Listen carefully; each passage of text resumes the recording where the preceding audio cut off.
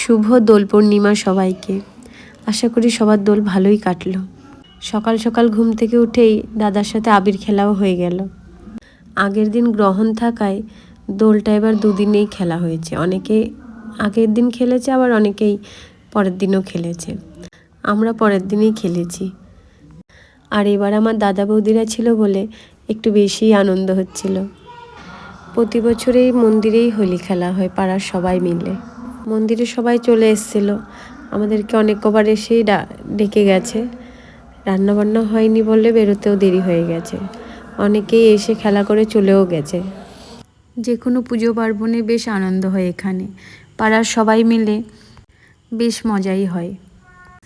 তবে যে কোনো অনুষ্ঠানই হোক বা পুজোই হোক, ছোটোদেরই কিন্তু আনন্দটা বেশিই হয়।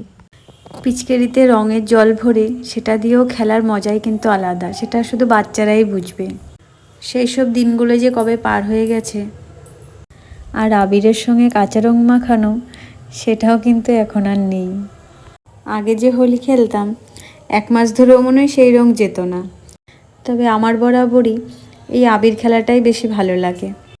মেয়ে সেই তখন থেকেই আমাকে বলে যাচ্ছে, মা মন্দিরে চলো, মা মন্দিরে চলো। সবাই এসছে। আর মন্দিরের আসার পর একদম চুপচাপ, কোনো হাসি নেই, কারোর সাথে কোনো কথা নেই। কদিন থেকে শরীরটাও খারাপ ছিল। এমনি সময় এত নাচ করে হই হুল্লোড়, আজকে একদম শান্ত। নাচও করছে না, একদম চুপচাপ, শুধু দাঁড়িয়ে দাঁড়িয়ে দেখে যাচ্ছে সবাইকে।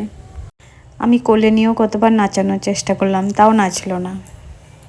দাদাও ওকে কোলে নিয়ে কত নাচালো, তাও সেই কোনো মুখে হাসি নেই, কারোর সঙ্গে কোনো কথা নেই, চুপচাপ ভার মুখ হয়ে বসে আছে।